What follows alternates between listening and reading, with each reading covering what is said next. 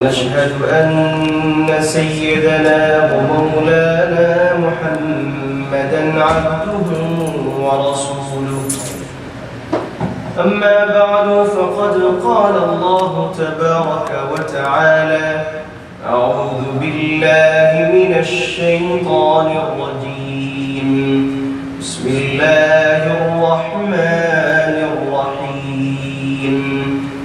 والسارق والسارقة فاقطعوا أيديهما جزاء بما كسبا نكالا من الله والله عزيز حكيم.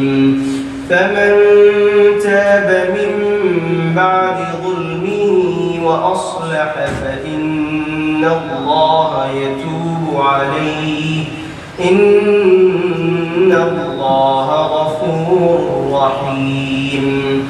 ألم تعلم أن الله له ملك السماوات والأرض يعذب من يشاء ويغفر لمن يشاء والله على كل شيء قدير. صدق الله العظيم. اللهم صل على محمد وعلى آل محمد كما صليت على إبراهيم وعلى آل إبراهيم إنك حميد مجيد. اللهم بارك على محمد وعلى آل محمد كما باركت على إبراهيم وعلى آل إبراهيم إنك حميد مجيد. میرے محترم دوستو بھائیو، لاسٹ ویک یہ بات چل رہی تھی کہ اللہ سبحانہ و تعالی کا قرب حاصل کیسے کیا گیا، اور اس سلسلے میں بات یہ گئی تھی اتقوا اللہ. سب سے پہلی بات تو یہ ہے کہ اللہ سبحانہ و تعالی کو ڈر کے چلنا، تقوی حاصل کرنا. اور ایک بات یہ بھی گئی تھی کہ جب اب نبی اکرم صلی اللہ علیہ وسلم کے لیے جب اب دعا کریں گے اس سے بھی اللہ کا قرب حاصل ہوتا ہے. یہ بات بھی گئی تھی کہ نبی اکرم صلی اللہ علیہ وسلم کی دعا کی تو ضرورت نہیں، ہماری دعا کی ضرورت نہیں ہے. تو میں نے آپ سے عرض کی تھی نبی اکرم صلی اللہ علیہ وسلم کو تو دعا کی ضرورت نہیں ہے، لیکن نبی کے لیے دعا کرنے کی وجہ سے اللہ کا قرب حاصل ہوتا ہے. ایک آدمی اللہ کا قریب بن جاتا ہے اس لیے کہ آپ نبی اکرم صلی اللہ علیہ وسلم کے لیے دعا کریں. اور ایک خاص دعا نبی اکرم صلی اللہ علیہ وسلم نے ہمیں سکھایا، اور اس آیت کے اندر بھی ہے کہ جب بھی اذان ہوتی ہے اذان کے بعد تم نبی اکرم صلی اللہ علیہ وسلم کے لیے دعا مانگو. وہ کیا ہے؟ الوسیلہ، کہ نبی اکرم صلی اللہ علیہ وسلم کو جنت میں بڑی پوزیشن ملے، اس کے لیے تم دعا کرو. اور نبی علیہ السلام نے حدیث میں فرمایا کہ فَإِنَّهَا مَنزِلَةٌ فِي الْجَنَّةِ، کہ یہ جنت میں بہت بڑی اونچی مقام ہے، اونچی جگہ ہے، اور اللہ نے میرے لیے اس جگہ کو مقرر کر کے رکھا ہے. اللہ مجھے ہی دیں گے، لیکن پھر بھی تم دعا کرو تاکہ تمہاری پوزیشن اللہ کے یہاں بڑھ جائے. تو ایک بات یہ کرنی تھی کہ اللہ تعالیٰ کا قرب حاصل کرنے کے لیے ایک یہ ہے کہ آپ نبی اکرم صلی اللہ علیہ وسلم کا مقام آخرت میں بڑھ جائے، اس کے لیے آپ دعا کریں. اور اس سے پہلے بات گئی تھی سزا، کہ ایک آدمی اگر ڈاکہ ڈالے، ڈاکو بن گیا تو اس کی سزا کیا ہوگی. اب اس بیچ میں تقویٰ کی بات آئی، اللہ کا قرب حاصل کرنے کے لیے کہا گیا، اور یہ بات اس لیے کہا گیا کہ سنو کہ دنیا میں ایک آدمی برائیوں سے بچ نہیں سکتا، یہ دنیا کا کوئی قانون اس کو برائیوں سے بچا نہیں سکتا unless اس آدمی کے اندر یہ بات رہے، اس آدمی کے دل کے اندر یہ بات رہے کہ مجھے اللہ کا قرب حاصل کرنا ہے۔ جب تک اس آدمی کے دل کے اندر یہ بات نہیں رہے گی، دنیا کا کوئی قانون اس آدمی کو برائیوں سے بچا نہیں سکتا۔ تو اس لیے بیچ میں وہ بات لائی، پھر اس کے بعد پھر اللہ سبحانہ و تعالیٰ پھر دوبارہ وہی سزا اور پنشمنٹ کی بات شروع کر رہا ہے کہ ایک آدمی اگر دنیا میں چوری کرے تو اس کی سزا کیا ہوگا؟ تو اللہ فرماتے ہیں وَالسَّارِقُ وَالسَّارِقَةُ، سارق کا مطلب ہوتا ہے کہ وہ آدمی جو آدمی چوری کرتا ہے، چور، اور السارقۃ کا مطلب ہوتا ہے کہ وہ عورت جو چوری کرتی ہے، عورت یا مرد۔ وَالسَّارِقُ وَالسَّارِقَةُ فَاقْطَعُوا أَيْدِيَهُمَا، اللہ کی طرف سے یہ حکم ہے کہ ان دونوں کے ہاتھوں کو کاٹ دو۔ فَاقْطَعُوا أَيْدِيَهُمَا جَزَاءً بِمَا كَسَبَا، کہ یہ ہاتھ کیوں کاٹ دیں گے؟ اللہ فرماتے ہیں کہ یہ ان کا جو عمل ہے اس کا بدلہ ہے، دنیا کے اندر یہ بدلہ ہے۔ ایک تو اس کی بینیفٹ یہ ہے کہ اس کا بدلہ یہ ہے، اور دوسرا اللہ فرماتے ہیں نکالا من اللہ۔ نکالا کا مطلب ہوتا ہے کہ ایسی سزا جو سزا دیکھ کر دوسرے انسانوں کو سبق ملتا ہے، اس کو کہتے ہیں نکال۔ اللہ فرماتے ہیں نکالا من اللہ، اور اللہ تعالیٰ کی طرف سے ایک عبرتناک سزا ہے تاکہ لوگوں کو اس سے سبق ملے۔ سب سے پہلی بات تو یہ ہے، قرآن کریم اگر آپ تلاوت کریں گے ہر جگہ قرآن کریم ہمیشہ مردوں سے خطاب کرتے ہیں۔ جب بھی کوئی بات کرتے ہیں عورت اس میں شامل ہے، کہا گیا کہ تم نماز پڑھو۔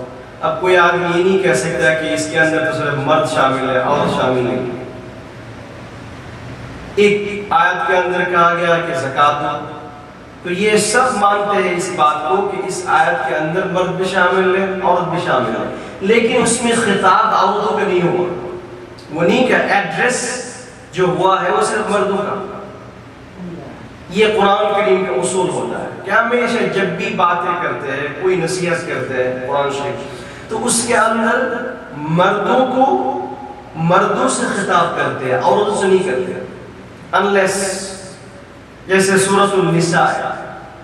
سورۃ النساء تو صرف عورتوں کے لیے، نساء کا مطلب عورت ہے، اس میں بھی اللہ نے عورتوں کا ذکر نہیں کیا، یا ایھا الناس، ناس کے اندر عورت شامل ہے لیکن عورتوں کا نام نہیں لیا۔ یہ قرآن کا اصول ہوتا ہے ہمیشہ ایسا۔ لیکن اس آیت کے اندر اللہ نے دونوں کا ذکر فرمایا، والسارق والسارقۃ، چور چاہے وہ مرد ہو چاہے وہ عورت، سب کی سزا ایک ہی ہے کہ ان دونوں کا ہاتھ کاٹ دو۔ وجہ کیا ہے؟ مفسر کرام لکھتے ہیں کہ میں نے آپ کو پہلے یہ بات عرض کی ہے کہ اسلام کیا دنیا کا جو قانون ہے اس کے اندر سزا جو ہوتی ہے، پنشمنٹ جو ہوتی ہے، اس کو کہتے ہیں تعزیرات، عربک میں اس کو کہتے ہیں تعزیرات، اور اردو میں بھی کہتے ہیں، لیکن اور اس کا کوئی الگ نام نہیں ہے، سب کا ایک ہی نام ہے۔ لیکن قرآن کریم کے اندر جو سزا پنشمنٹ ہے اس کا 3 نام ہے۔ ایک کو کہتے ہیں حدود، یہ بھی پنشمنٹ ہے۔ ایک کو کہتے ہیں قصاص، ایک کو کہتے ہیں تعزیرات۔ حدود وہ قانون ہے، وہ سزا ہے اور قصاص وہ سزا ہے جس سزا کا بنانے والا اللہ خود ہے، اور جس کا ذکر قرآن کریم کے اندر موجود ہے، اور اس میں کسی قسم کی تبدیلی اور چینجز کسی انسان کے لیے جائز نہیں۔ اللہ نے باقاعدہ اس کو مقرر کر دیا کہ اس کی سزا یہ ہوگی۔ مثال کے طور پر ایک آدمی نے شراب پیا، اس کی سزا کیا ہوگی؟ قرآن شریف کے اندر، حدیث کے اندر موجود ہے۔ اس کے اندر کسی قسم کی تبدیلی آپ نہیں لا سکتے۔ ایک آدمی نے زنا کیا، اس کی سزا کیا ہوگی؟ باقاعدہ قرآن شریف میں موجود ہے۔ ایک آدمی نے کسی کے اوپر زنا کی تہمت لگائی، اس کی سزا کیا ہوگی؟ قرآن شریف میں موجود ہے، اس کے اندر تبدیل نہیں کر سکتے۔ چوری کی سزا کیا ہوگی؟ قرآن شریف میں موجود ہے۔ ڈاکہ ڈالنے کی سزا کیا ہے؟ قرآن شریف میں موجود ہے۔ ایک آدمی نے کسی کو قتل کر دیا، اس کی سزا کیا ہوگی؟ یہ بھی قرآن شریف میں موجود ہے۔ تو ان تمام سزاؤں کے بارے میں کسی انسان کا کوئی حق نہیں ہے کہ اس کے اندر ہاتھ ڈالے اور اس کو چینج کرے۔ اس کو کہتے ہیں حدود۔ اچھا، اور ایک نام ہے قصاص۔ لیکن جو تعزیرات ہوتا ہے اس کے اندر انسان کے لیے اجازت ہے کہ وہ ٹائم کے اعتبار سے، زمانہ کے اعتبار سے وہ کوئی قانون بنائے، یہ ان کے لیے جائز ہے۔ یہاں پہ یا کسی بھی ملک میں اسمبلی ہوتی ہے، اس میں لوگ ہوتے ہیں، ممبر ہوتے ہیں، وہ سب مل کے جو قانون جس کے لیے بنانا چاہتے ہیں بنا سکتے ہیں۔ لیکن حدود کے اندر، قصاص کے اندر کسی کا کوئی حق نہیں ہے۔ اگر کوئی آدمی کہے کہ مسلم کنٹری ہے، اسمبلی ہے، اور اللہ نے زنا کے لیے سزا یہ مقرر کیا کہ کوئی عورت اور مرد اس نے جو ہے شادی ہونے کے باوجود اس نے زنا کیا، اس کے لیے سنگسار سٹون، تب وہ اسمبلی میں اگر کہہ گئے ہم اس کو چینج کر دیں گے، نہیں کر سکتے۔ لیکن اگر ایسا کوئی کام کسی نے کیا ہے جو غلط ہے اور اس کے بارے میں قرآن شریف کے اندر کوئی ذکر نہیں ہے، کیونکہ قرآن نے بعض سزاؤں کے لیے، بعض پنشمنٹ کے لیے کوئی قانون نہیں دیا، یہ انسان کے اوپر چھوڑ دیا کہ تم اپنے حساب سے، اپنے ملک کے حساب سے، اپنے لوگوں کے حساب سے، جرم کے حساب سے تم اس کا قانون بناؤ۔ اچھا، تو چوری کرنا یہ حد کے اندر شامل ہے، یہ وہ سزا ہے جس کا بنانے والا اللہ خود ہے، اور اس کے اندر کوئی کسی قسم کی تبدیلی نہیں لا سکتا۔ اور یہ ایسا قانون ہے کہ حدود اور قصاص میں فرق ہوتا ہے۔ حدود کا مطلب یہ ہوتا ہے کہ یہ ایسا قانون ہے اللہ نے بنایا اور اس کا تعلق اللہ کے ساتھ زیادہ ہے۔ جیسے ایک آدمی نے چوری کیا ہے تو دیکھنے میں تو لگتا ہے کہ اس نے کسی اور بندہ کے ساتھ بدتمیزی کی یا اس کا حق مانا، لیکن اصل میں اس کا حق زیادہ اللہ کا ہے۔ اور ایک آدمی کسی کو قتل کیا ہے، اس کے اندر انسان کا حق زیادہ ہے۔ تو اس لیے حدود اور قصاص کے اندر ایک نوٹسبل فرق یہ ہے کہ قصاص کے اندر جس آدمی کو قتل کیا گیا ہے، جو مقتول آدمی، اس کا رشتہ دار اگر اس قاتل کو معاف کر دے تو معاف ہو جاتا ہے۔ اگر وہ کہتے ہیں ٹھیک ہے ہم قاتل کی سزا نہیں چاہتے، ہم پیسہ چاہتے ہیں اسے کہ بھئی اس فیملی کے لیے تم اتنے لاکھ پیسہ دے سکتے تو ہم تمہیں معاف کر دیں گے، تو اس معافی کی وجہ سے اس آدمی کا جو اس کے اوپر قتل واجب ہو گیا تھا یہ معاف ہو جائے گا۔ لیکن چوری کے اندر کوئی آدمی ایسا نہیں کر سکتا کہ چلو بھائی یہ غریب آدمی ہے، میرا مال اس نے چوری کر لیا، میں معاف کر دیا، تم معاف کر دو۔ کورٹ کی اجازت نہیں ہے، کیونکہ یہ ملک کی قانون ہے۔ جو فیڈرل لا ہوتا ہے اس کے اندر کسی قسم کی تبدیلی آپ نہیں کر سکتے، یہ فیڈرل اسلامک لا ہے، اس میں کچھ نہیں کر سکتے۔ چاہے وہ آدمی معاف بھی کر دے پھر بھی ہاتھ اس کو کاٹا جائے گا۔ اس کے بارے میں بہت سخت ہے۔ اچھا اب ایک جو شکایت ہے اسلام کے اوپر کہ ایک آدمی چوری کی، اس کی وجہ سے ہاتھ کاٹ دیں تو بہت بڑی پنشمنٹ ہے، بہت بڑی پنشمنٹ ہے، کچھ اور سزا دے دے۔ ہاتھ کاٹ دینے کتنی بڑی ہے، جو پوری دنیا میں یورپین کنٹری امریکن میں یہ سب سے بڑی شکایت ہے اسلام کے اوپر، یہ کتنی بڑی قانون ہے، یہ تو بہت ہاتھ کاٹ دینے کیسے واضح بات۔ اس کی وجہ یہ ہے کہ ہم لوگوں نے مسلمانوں نے اس بات کو غلط کر کے پھیلا دیا۔ ہمیں معلوم نہیں تفصیل کیسا، ہم یہ سوچتے ہیں کہ ایک آدمی چوری کر کے بس ہاتھ کاٹ دیں گے، نہیں ایسی بات نہیں ہے۔ اس کے لیے بہت شرائط ہے، کنڈیشنز ہے، بہت شرائط ہے۔ اور اللہ نے جو عورت اور مرد دونوں کو ذکر کیا، اس کی وجہ یہی ہے کہ حدود کے اندر اگر کسی جو پنشمنٹ اللہ کی طرف سے مقرر ہے،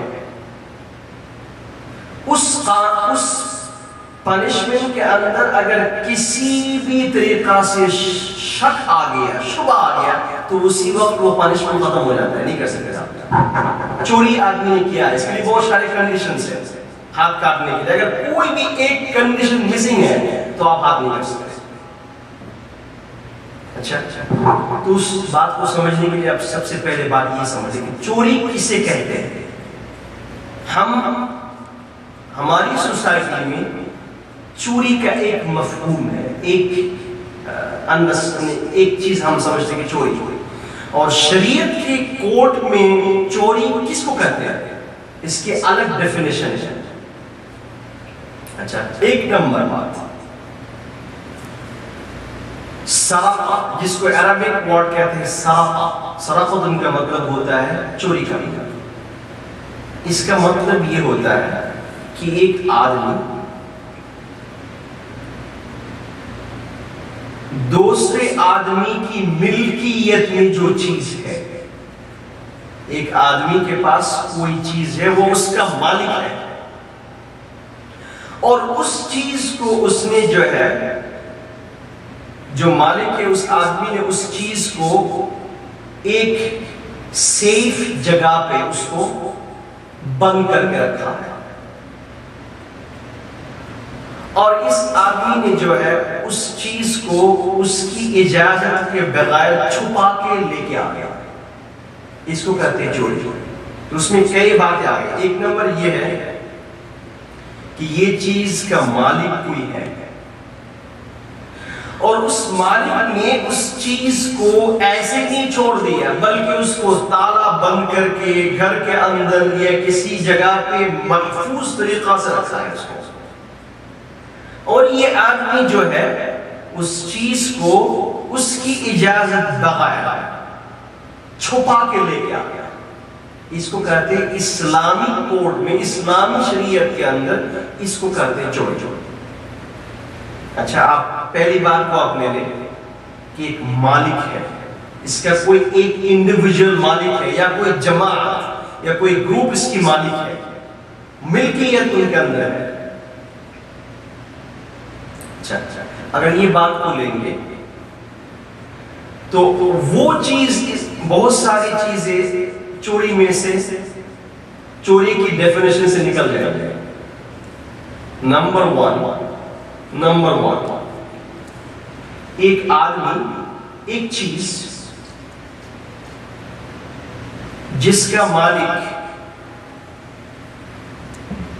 جس کی ملکیت صرف اس آدمی کا نہیں ہے، جو آدمی نے چھپا کے لے کے آ گیا اس کی بھی کچھ ملکیت اس کے اندر ہے، چھپا کے تو لے کے آ گیا، ہماری نظر میں چوری ہو گئی، اجازت بغیر لے کے آ گیا، چوری تو ہو گئی ہے، لیکن یہ چوری وہ چوری نہیں جس کے لیے ہاتھ کاٹنا ضروری ہے۔ مثال کے طور پر آپ کی ایک بزنس ہے، اس کے اندر پارٹنرشپ ہے، ٹھیک ہے، اور اس کے اندر ملکیت آپ کی بھی ہے، آپ کا جو دوست ہے اس کی بھی ملکیت ہے، اور بہت ساری چیزیں ہوتی ہیں، آپ نے جو ہے وہاں سے کچھ چیزیں اٹھا کے لے کے آ گیا، ٹھیک ہے، تو یہ غلط ہے، ایسا آپ نہیں کہہ سکتا کہ یہ جائز ہے، ناجائز ہے، آپ کو آپ کا پارٹنر جو ہے اس کو بتانا چاہیے، اور آپ نے اس کے بغیر اجازت لے کے آ گیا، ہماری نظر میں یہ کسی کی چوری ہے، چوری ہے، یہ تم نے بتانے بغیر لے کے آ گیا، لیکن کیا ابھی تو آپ کی انڈرسٹینڈنگ ہے، ایک دفعہ ایسا ہو گیا دونوں پارٹنرشپ کے اندر کیا ہو گیا، پارٹنر کے اندر پرابلم ہو گیا، آپ ایک دوسرے کو بلیم کر رہے ہیں، تو اب کورٹ میں جا کے اس نے کہا کہ اس نے جو ہے نا میرا پیسہ لے لیا، میرا مال لے لیا، کورٹ آپ یہ نہیں کہیں گے شریعت اسلامی جو کورٹ ہے وہ نہیں کہیں گے کہ اس کا ہاتھ کاٹ دو، نہیں کہیں گے، کیونکہ یہ وہ سزا نہیں ہے، یہ وہ چوری نہیں ہے جس کے لیے ہاتھ کاٹنا ضروری ہے، ٹھیک ہے، اوکے، یا گورنمنٹ کی کوئی چیز ہے، گورنمنٹ کے ہاتھ میں ہو گئی ہے، گورنمنٹ کس کی ہے، جو مال گورنمنٹ کے ٹریجر میں ہے، یہ سب مالک، سب سارے لوگ اس کے اندر مالک ہیں اس کے اندر، ٹھیک ہے، اب اس نے جا کے جو ہے نا کوئی چیز وہاں سے لے کے آ گیا، چوری کر لیا اس نے، اس کا مالک کون ہے؟ گورنمنٹ تو مالک ہے، لیکن یہاں کی اس کنٹری کے سارے لوگ اس کا مالک ہے، بیت المال، جیسے ہماری نظر اگر ہماری حساب سے آپ کہیں گے کہ شریعت کا جو ٹریجر ہے وہ کیا ہے، بیت المال ہے، تو ان میں سے کوئی چیز اس نے چوری کر کے لے کے آ گیا، کہ اس کی بھی تھوڑی سی ملکیت ہے، اگر کسی وجہ سے اس کو ضرورت پڑے اور یہ بیت المال میں جا کے اپلائی کرے کہ مجھے پیسے کی ضرورت ہے، وہ غریب ہے، اس کو ملے گا، تو اب اس چوری کی وجہ سے اس کا ہاتھ آپ نہیں کر سکتے، کیونکہ اس کی بھی اس کے اندر ملکیت ہے، لیکن ہے کیا چھوڑ دیں گے؟ نو، یہ تعزیرات میں آ جائیں گے، جج ڈیسائیڈ کریں گے، یا یہاں کے جو اسمبلی میں جو لوگ ہوتے ہیں وہ ڈیسائیڈ کریں گے کہ اس کے لیے کیا سزا ہونی چاہیے، اللہ اس سلسلے میں کچھ نہیں کہیں گے، شریعت اس سلسلے میں کچھ نہیں کہیں گے، جو آپ کے ملک کے لیے مناسب ہے، جو لوگوں کے لیے مناسب ہے، جو بھی آپ کے لیے مناسب ہے، جج اس کا فیصلہ کریں گے، چاہے آپ کو جیل میں ڈالیں گے یا آپ کو جرمانہ کریں گے یا جو بھی کرنا ہے وہ جج کریں گے، لیکن اللہ اس سلسلے میں آپ کو نہیں کہیں گے کہ اس کا ہاتھ کاٹ دو، سمجھ میں آ گیا تمہیں؟ اچھا، اب یہ اس کے اندر یہ ہو گئی، دوسری بات یہ ہے کہ ایک شرط یہ ہے کہ اس آدمی نے جو ہے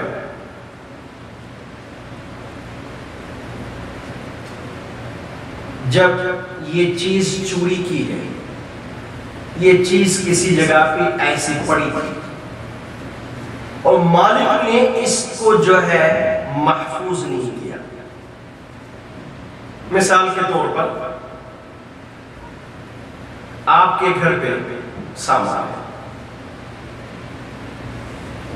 ایسے پڑے اور آپ کے گھر کے اندر کام کرنے والے بھی ہوتے ہیں، یہاں پہ نہیں ہے ہمارے ملک میں ہوتے ہیں، نوکر چاکر ہوتے ہیں، اور اس نے جا کے جو ہے گولڈ کی چیز پڑی ہوتی اٹھا کے لے کے آ گیا، چوری کر لی اس نے، اب جب پتا چلا کہ یہ کہاں ہے تو ظاہری بات ہے یہاں پہ کام کرنے والا آدمی یہ لوگ لے کے ہوں گے، آپ نے جا کے کورٹ میں جو ہے کیس کر دیا، کیس کے خلاف کہ اس نے میرے جو ہے گولڈ چن کے لے کے، اب اس وقت کورٹ یہ نہیں کہہ سکتے کہ بھئی تم نے چوری کیا ہے اور اس کے اندر ثبوت بھی ہے، دلیل بھی ہے، اس کے ان کے بس ایویڈنس بھی ہے کہ اس نے چوری کی ہے، پھر بھی کورٹ یہ نہیں کہہ سکتے اس کا ہاتھ کاٹ دو، نہیں کہہ سکتے، لیکن آپ نے مال کی حفاظت نہیں کی،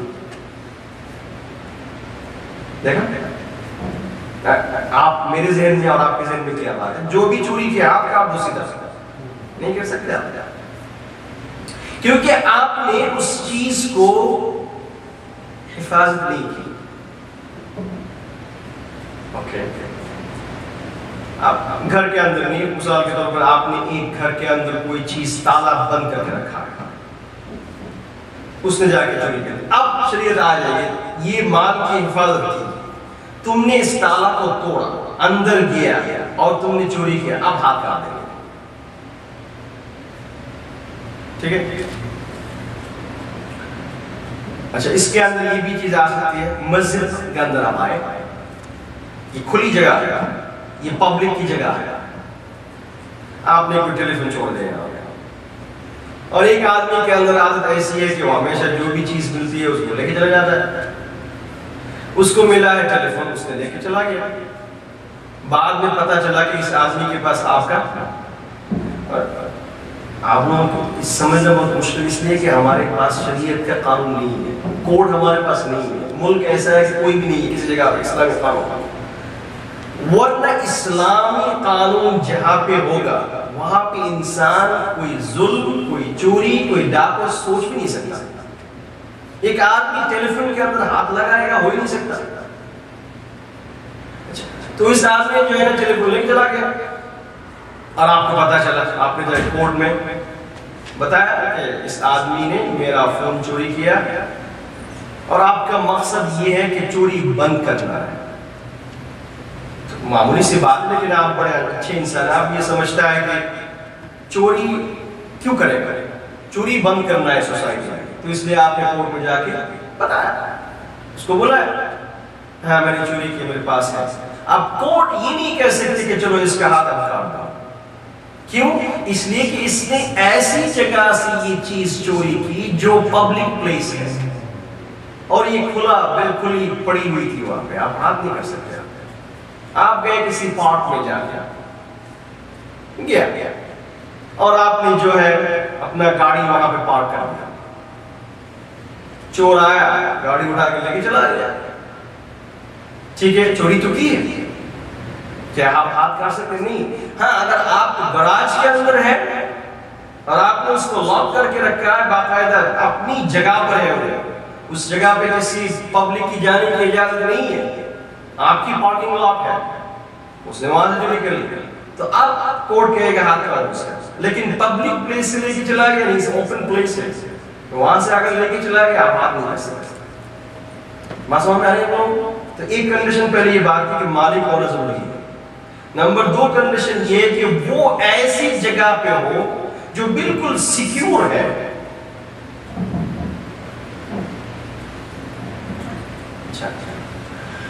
اور ایک بات ہوتی ہے کہ آپ کی اجازت بغیر لے لی اس نے،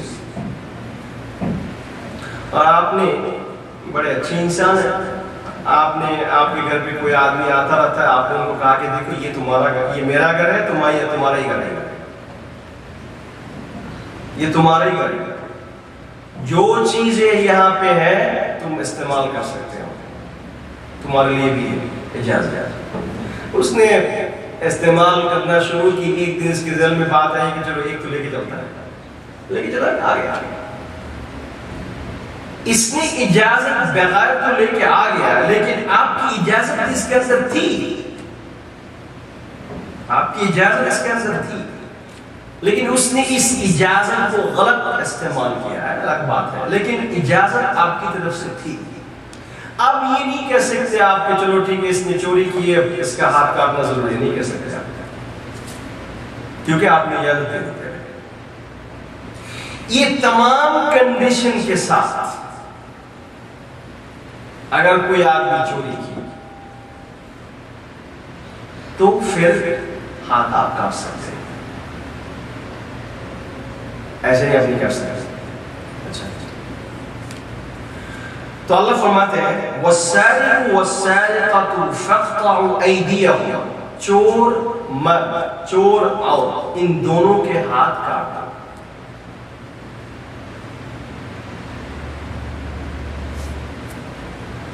اچھا اب اس میں ایک بات آپ سن لیں کہ جزاء بما کسب، یہ جو سزا ان کو ملا ہے یہ سزا ان کا عمل ہے.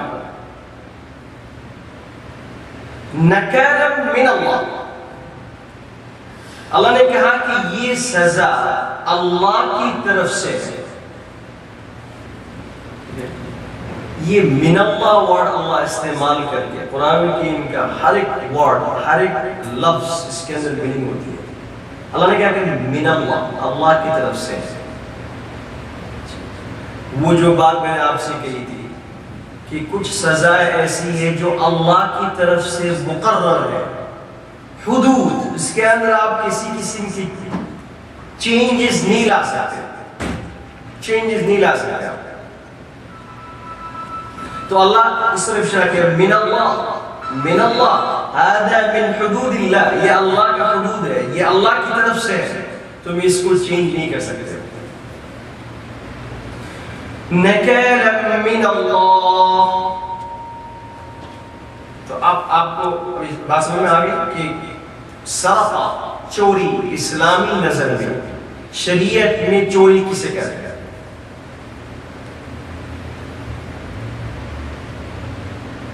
پوری دنیا جو اس میں شور مچا رہا ہے کہ یہ اتنا سخت قانون ہے. سب سے پہلی تو بات یہ ہے کہ ہر ایک چور کے لیے یہ سزا نہیں ہے. ان کے لیے بہت سارے کنڈیشنز ہیں، بہت سارے کنڈیشنز. جب یہ کنڈیشنز مل جاتے ہیں تو اب اسلام بہت سخت ہے اس سلسلے میں کہ تمہارا کنڈیشن سارے آ گئے. اب کوئی انسان کا یہ حق نہیں بنتا کہ اس چور کو چھوڑ دے. اللہ نے قرآن میں دوسرے آیت میں فرماتے ہیں وَلَا تَأْخُذْكُمْ بِهِمَا رَأْفَةٌ فِي دِينِ اللَّهِ، کہ ایسا نہ ہو کہ تمہارے دلوں کے اندر اس چور کے بارے میں رحم آ جائے کہ بھئی یہ غریب آدمی ہے، چوری کے اس کو چھوڑ دو. نو نو نو. جب کنڈیشن آ گئی تو اب اللہ فرماتے ہیں وَلَا تَأْخُذْكُمْ بِهِمَا رَأْفَةٌ فِي دِينِ اللَّهِ. دین کے سلسلے میں اگر کوئی شریعت حدود کے خلاف کام کرے، کوئی آدمی اگر ایسا کوئی کام کرے جو اللہ کی نظر میں بہت بڑا جرم ہے اور اس کی ساری کنڈیشنز تمہارے سامنے آ گئے، تو اب تمہیں دنیا کی محبت، اس انسان کی محبت تمہیں اس سزا سے دور نہ کر دے. آپ حیران ہو جائیں، پوری دنیا میں اسلامی قانون کہیں بھی نہیں مکمل، لیکن سعودی عرب میں صرف ایک قانون موجود ہے، چور کی سزا. آپ جا کے دیکھنا، امریکہ میں اگر آپ گول کی جگہ پہ جائیں گے، سب سے پہلی تو بات یہ ہے کہ دروازہ کھولنے کے لیے آپ کو بیل دبانا پڑے گا. آپ جا کے دروازہ میں کھڑے ہیں، ان کو معلوم ہے کہ یہ کسٹمر ہے، دروازہ نہیں کھولیں گے، جا کے پارٹشیا میں دیکھیں گے، بیل دبائیں گے، پھر اس کے بعد وہاں سے اوپن کریں گے، پھر آپ جائیں گے. جنرل اسٹور پہ جب جائیں گے آپ، جہاں پہ چھوٹی چھوٹی گول کی چیزیں ملتی ہے، آپ کو ایک ساتھ میں دو نہیں دیں گے. آپ نے کبھی دیکھا؟ دو نہیں دیں گے آپ کو. آپ نے ایک رنگ خرید کرنے کے لیے کیا، پہلے آپ اس کو دیکھیں، آپ کو پسند نہیں آیا تو آپ اس کو واپس کریں گے، وہ عورت اس کے اندر ڈالتا ہے، اس کو لاک کرتا ہے، پھر دوسرا آپ کو دیتا ہے. کیوں اتنا ڈر ہے؟ سعودی عرب کا جا کے دیکھیں. مدینہ منورہ میں ایک دفعہ میں گیا، ہمارے ایک دوست کسی گول کی دکان میں کام کرتا ہے، مجھ سے ملاقات کرنے کی، تو میں بات کر رہا تھا، اچانک اذان ہو گئی. اس نے کچھ لاک بھی نہیں ہے، کچھ نہیں، دکان تو کھلا ہے، بلکہ جس کیس کے اندر وہ گول پڑا ہے، $1000 کی جو ہے گول، اس نے ایسے لاک بغیر چھوڑ دیا. میں نے یار تم کہاں جا رہے ہو، لاک نہیں کرنا؟ نہیں، کچھ ضرورت نہیں، کسی چیز کی ضرورت نہیں. میں کہ کیسے بات کرتے ہیں؟ کہتے کہ تم امریکہ سے آئے. یہ امریکہ نہیں ہے، مدینہ منورہ ہے، یہ سعودی عرب ہے. ہزاروں لاکھوں ڈالر کی جو ہے گولڈ چھوڑ کے نماز پڑھنے کے لیے چلے گئے.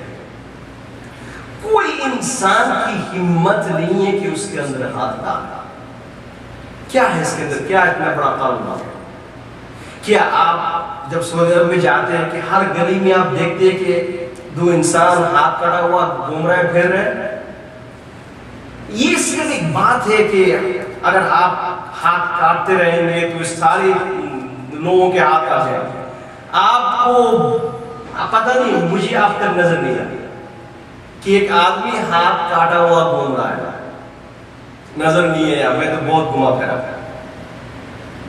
وجہ کہ وہ ایک جو ہے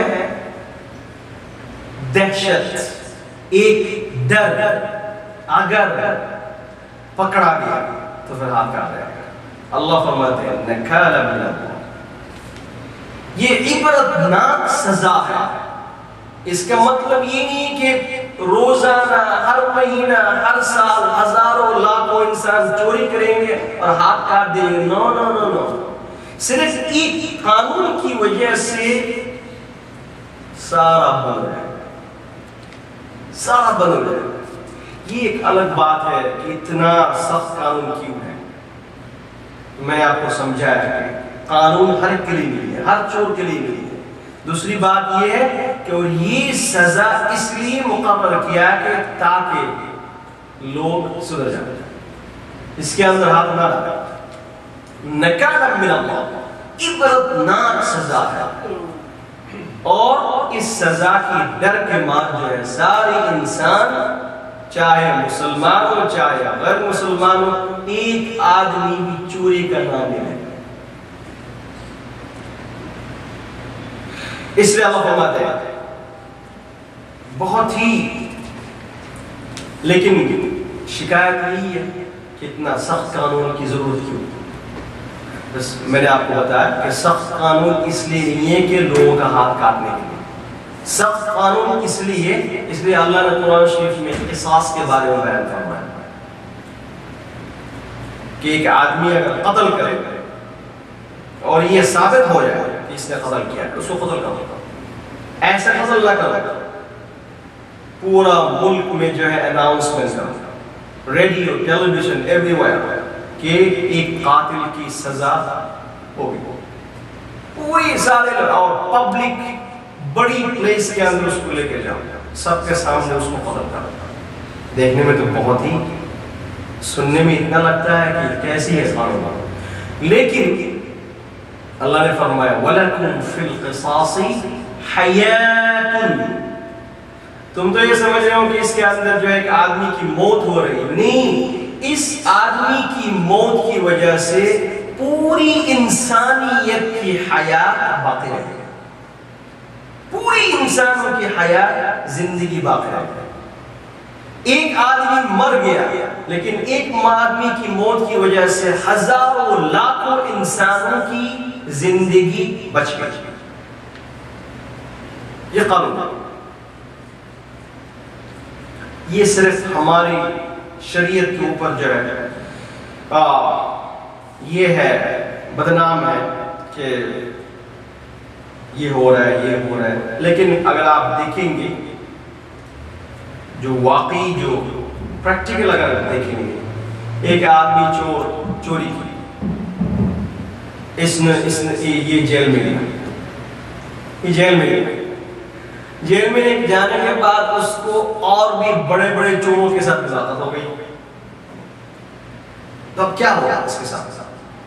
اس نے تو پہلے چھوٹا چور تھا، اب جا کے بڑا بڑھائے. وہ پوچھیں گے تم کیوں چوری کرنے کے لیے؟ کہتے ہیں میں تو یہ چوری کرتا ہوں. تم بیوقوف ہے، یہ چھوٹا کام کر کے جیل میں آیا، وہ بڑا کام، وہ بڑا بنا کے اس کو دی. تو اس لیے اسلام کہتے ہیں کہ نہیں، اس کو کھلاؤ پلاؤ کیوں، اس کو تم جیل میں رکھنا، اس کو کئی سال تک کھلانا پڑے گا، گورنمنٹ کے پیسہ خرچہ ہوگا. اس سے بہتر یہ ہے کہ ایک کو تھوڑی سی پنشمنٹ دے دو، جیل میں بھی آنے کی ضرورت نہیں ہے، پیسہ بھی خرچہ نہیں ہوگا، اور ایک ایک آدمی سیدھا کھڑا رہے گا، کبھی بھی ہمت نہیں کرے گا. تو اس لیے اللہ کی طرف سے یہ قانون ہے. آج کل شریعت کے سلسلے میں کو معلوم ہے کہ کیا ہو رہا ہے اس ملک میں بھی اس کو بین کرنے کے لیے، یہ کرنے کے لیے، لیکن ہمیں اس سلسلے میں جو ہے ہماری آواز بڑھنی چاہیے۔ اور سب سے پہلی بات یہ ہے کہ شریعت کا قانون اصل میں کیا ہے یہ ہمیں سمجھنا چاہیے، اور ہماری پرابلم یہ ہے کہ ہم نہیں جانتے، اور جب بھی ہمارے سامنے اس قسم کی باتیں ہوتی ہیں، ہاں قرآن میں تو ایسی ہے، کس نے کہا قرآن میں ایسا ہے؟ قرآن میں ہے ورڈ، لیکن اس کی تفصیل حدیث میں ہے، اور باقاعدہ نبی اکرم صلی اللہ علیہ وسلم نے حدیث میں ارشاد بھی فرمایا کہ کن کن چیزوں میں چوری کرنے کی وجہ سے ہاتھ کاٹنے کی سزا نہیں ہوتی۔ ایک تو آپ بتایا کہ یہ کنڈیشن ہے، پھر اس کے بعد یہ بھی کنڈیشن ہے کوئی آدمی اگر کھانے کی چیز چوری کی، نبی علیہ السلام نے فرمایا نہیں تم ہاتھ نہیں کاٹ سکتے ہو۔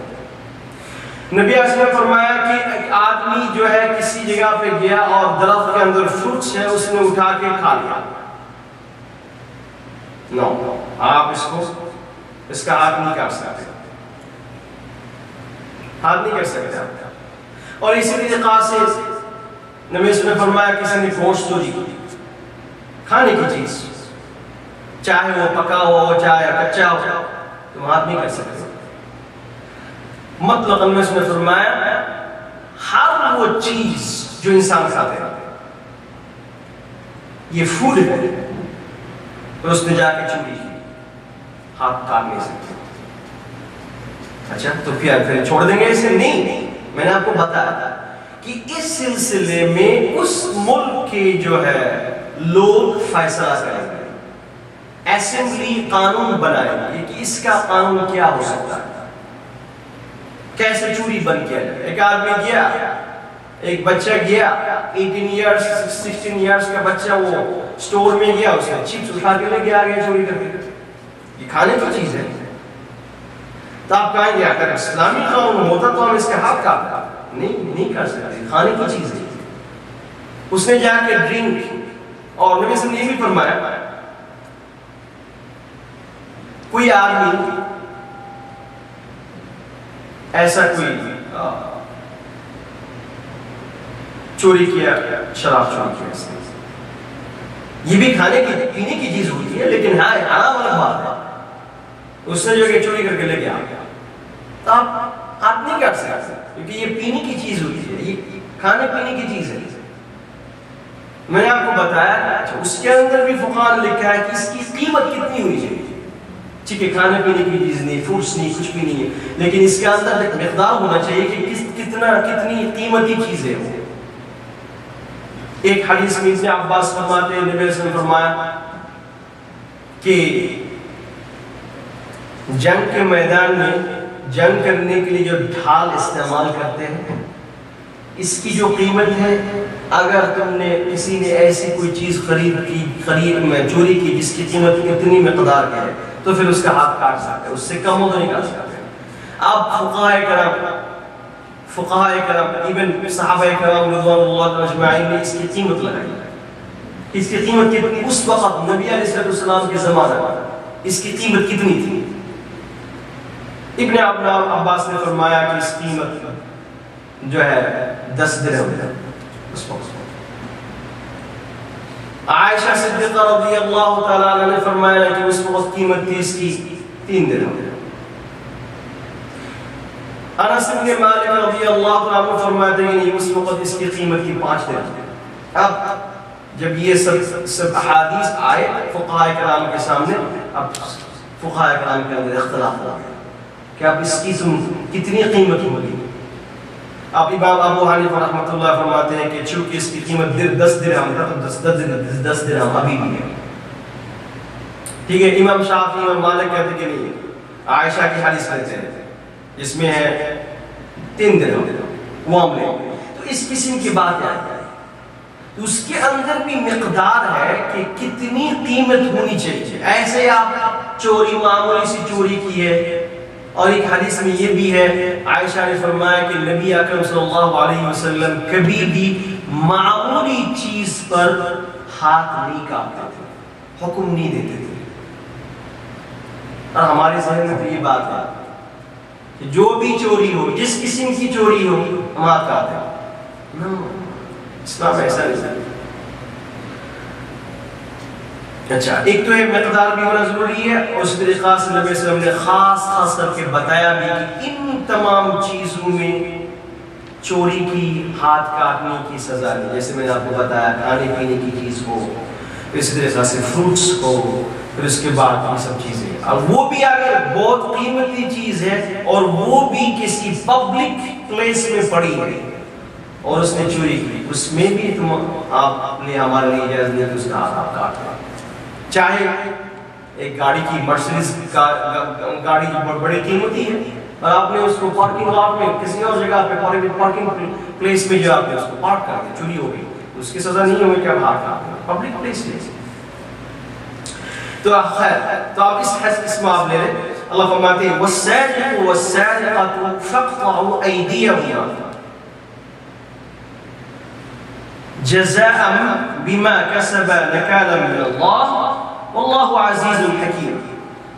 اللہ فرماتے ہیں کہ چور، عورت اور مرد، ان دونوں کے ہاتھ تم کاٹ دو، اور یہ بھی دونوں ہاتھ نہیں ہے۔ پہلی دفعہ جب چوری کرتا ہے تو اس کا رائٹ ہینڈ، اور دوسری دفعہ کرتا ہے تو اس کا جو ہے لیفٹ پاؤں، پھر اس کے بعد کرے تو لیفٹ ہینڈ، پھر اس کے بعد ہو تو لیفٹ پاؤں۔ اس طریقہ سے انسان، اللہ سبحانہ و تعالیٰ کو پتا ہے کہ اس انسان کی ضرورت تو ہے، یہ کیسے چلے گا اگر آپ دونوں ہاتھ کاٹ دیں؟ پھر بھی اللہ فرماتا ہے فَمَنْ تَابَ مِنْ بَعْدِ ظُلْمِهِ وَأَصْلَحَ۔ اب بات یہ ہو گئی، اچھا اس آدمی کو تو دنیا میں سزا مل گئی، ہاتھ کاٹ دیا، تو آخرت میں کیا ہوگا؟ کیا اس سزا کی وجہ سے آخرت کی سزا بھی ہو گئی کہ نہیں؟ آخرت میں اللہ سبحانہ و تعالیٰ اس پنشمنٹ کی وجہ سے اس کو معاف کر دیں گے؟ نو، اللہ فرماتا ہے یہ دنیا کا معاملہ ہے، یہ دنیا کا معاملہ، دنیا کی کورٹ نے تمہیں سزا دی ہے، اور اللہ کی جو کورٹ ہے اس کے لیے توبہ ضروری ہے، توبہ کرو۔ اس لیے ایک حدیث میں ہے کہ نبی علیہ السلام نے ایک آدمی کا ہاتھ جو ہے چوری کی وجہ سے سزا دی، آپ کا اس کو بلایا کہ میرے پاس آ استغفر اللہ، اللہ سے توبہ کرو، قل استغفر اللہ، قل استغفر اللہ واتوب الیہ، تم یہ کہو کہ اللہ میں آپ سے معافی چاہتا ہوں اور اللہ میری توبہ کو قبول فرما۔ تو نبی علیہ السلام نے باقاعدہ سزا دینے کے بعد اس کو بلایا اور اس کو کہا کہ تم اللہ سے معافی مانگو گے، اللہ سے معافی کے لیے یہ سزا کافی نہیں ہے۔ اس لیے اللہ فرماتے ہیں فَمَنْ تَابَ مِنْ بَعْدِ ظُلْمِهِ وَأَصْلَحَ، جس آدمی نے اس ظلم کے بعد توبہ کی، مطلب کیا ہے کہ اس کو سزا مل گئی اور سب کچھ ہو گیا، اب اس نے جو ہے اللہ سے توبہ کی، اللہ فرماتے ہیں وَأَصْلَحَ، اور یہ صحیح ہو گیا، یہ صحیح ہو گیا۔ اللہ فرماتے ہیں فَإِنَّ اللَّهَ يَتُوبُ عَلَيْهِ، اللہ سبحانہ و تعالیٰ توبہ قبول کرنے والا ہے۔ تو اب اللہ سبحانہ و تعالیٰ چونکہ اس نے توبہ کی ہے اور اللہ نے توبہ قبول کر لی، تو اب آخرت میں اس کو اس کے لیے سزا دے گا، اللہ سبحانہ و تعالیٰ اس کی نام اعمال سے اس چیز کو نکال دے گا۔ لیکن آپ یہ نہیں کہہ سکتے کہ اللہ نے فرمایا فَمَنْ تَابَ مِنْ بَعْدِ ظُلْمِهِ، اچھا ایسے بھی ہو سکتا ہے نا کہ کیا آدمی چوری کی، اب یہ چوری کرنے کے بعد گرفتار ہونے سے پہلے اس کی توبہ کی، گرفتار ہونے سے پہلے اس نے توبہ کیا، اللہ میں نے زندگی میں، اور اس نے کہا سب سے کہا کہ میں کبھی بھی زندگی میں اور ایسا نہیں کروں گا، اللہ فرماتے ہیں سزا تمہاری ہوگی، اسلامی شریعت آ کے یہ بتائے گی کہ نہیں تمہاری توبہ تم نے قبول کی، توبہ تم نے کی ہے، یہ اللہ کا معاملہ ہے، اللہ کیا کریں گے آپ کے ساتھ تمہارا، لیکن شریعت تمہیں معاف نہیں کرے گی، کورٹ تمہیں یہ سزا دے گی، چونکہ چوری کی سزا اسٹیبلش کرنے کے لیے جو کنڈیشنز ہے وہ کنڈیشنز ہمیں مل گیا، اس لیے آپ تمہاری معافی مانگو۔ لیکن آپ نے پتہ نہیں آپ کو یاد ہے کہ نہیں، اس سے پہلے ڈاکوں کی سزا گئی، تھوڑے یعنی ایک ایک پیج پہلے اللہ نے فرمایا انما جزاء الذين يحاربون الله ورسوله ويسعون في الارض فسادا ان يقتلوا او يصلبوا او تقطع ايديهم وارجلهم من خلاف. یہاں پہ ڈاکو کی سزا گئی. اس میں کہا گیا ہے آپ کو معلوم ہے ڈاکو کی سزا کیا ہے؟ اگر کوئی آدمی ڈاکہ ڈالے کیا ہے؟ ایک ہاتھ اور ایک پیر کاٹ دے اس کو، یہ سزا ہے. تو اس میں اللہ نے یہ فرمایا الا الذين تابوا من قبل ان تقدروا عليهم. اگر ڈاکو گرفتار ہونے سے پہلے توبہ اس نے آ کے جو ہے اتھارٹیز کو یہ کہا کہ میں آئندہ کبھی یہ کام نہیں کروں گا، میں نے توبہ کی، میں آئندہ کبھی نہیں کروں گا، تو اب اس کی سزا معاف ہو جائے گی. ڈاکہ میں اور چوری میں فرق ہے. اس کی میں وجہ بھی آپ کو بتایا تھا اس وقت کہ کیوں ہے. خیر تو میں بتانا نہیں چاہتا تھا، ٹائم نہیں ہے بس. تو یہ کہ ڈاکو اگر آ کے گرفتار ہونے سے پہلے اس نے یہ کہا توبہ کی اور اس نے معافی مانگی، اس نے کہا کہ میں نہیں کروں گا، تو اس کی معافی ہوگی. لیکن چوری کی سزا معافی ہوگی. تو اللہ فرماتے ہیں والسارق والسارقة فاقطعوا أيديهما جزاء بما كسبا نكالا من الله والله عزيز حكيم. عزیز کا مطلب تو یہ ہے اللہ عزیز حکیم. عزیز کا مطلب یہ کہ بہت ہی پاورفل. تو اللہ سبحانہ و تعالی یہ کہنا چاہتے ہیں کہ دیکھیے چونکہ اللہ بہت پاورفل ہے اور اللہ تعالیٰ رحیم بھی کریم بھی ہے، لیکن اللہ تعالیٰ عزیز بھی ہے، بہت پاورفل ہے، اور اللہ کی سزا بھی بہت پینفل ہوتی ہے، اس لیے اللہ نے یہ بول رہا ہے عزیز. پھر اللہ نے فرمایا حکیم. اللہ کو معلوم ہے اللہ بڑے حکمت والے، اللہ تعالیٰ حکیم ہے. اللہ تعالیٰ جانتے ہیں کہ اس کے اندر تمہارے لیے بینیفٹ کیا اور اس کے اندر تمہارے لیے فائدہ کیا، اللہ کو معلوم ہے، جس کی وجہ سے اللہ نے اتنی بڑی پینفل پنشمنٹ رکھی ہے. اللہ فرماتے ہیں فَمَن تَابَ مِن بَعْدِ ظُلْمِهِ وَأَصْلَحَ فَإِنَّ اللَّهَ يَتُوبُ عَلَيْهِ إِنَّ اللَّهَ غَفُورٌ رَحِيمٌ. اگر جس نے ظلم کرنے کے بعد توبہ کی اور اس نے اپنے آپ کو اصلاح کی فإن اللہ یتوب علیہ، تو اللہ سبحانہ و تعالی توبہ قبول کرنے والے. پھر اللہ نے ان اللہ غفور رحیم، اس لیے کہ اللہ سبحانہ و تعالی غفور بھی ہے رحیم ہے، اس لیے اللہ توبہ قبول فرماتے ہیں. اب دوسری بات یہ ہے اللہ فرماتے ہیں أَلَمْ تَعْلَمْ أَنَّ اللَّهَ لَهُ مُلْكُ السَّمَاوَاتِ وَالْأَرْضِ. ذہن میں یہ بات ہو سکتی ہے کہ ساری زندگی ہم نے یہ بات سن کے آئے کہ اللہ بڑے رحیم ہے کریم ہے. ایک آدمی نے چوری کی کیونکہ پرابلم ہے اس کی فائنینشیل پرابلم. چوری انسان کب کرتا ہے؟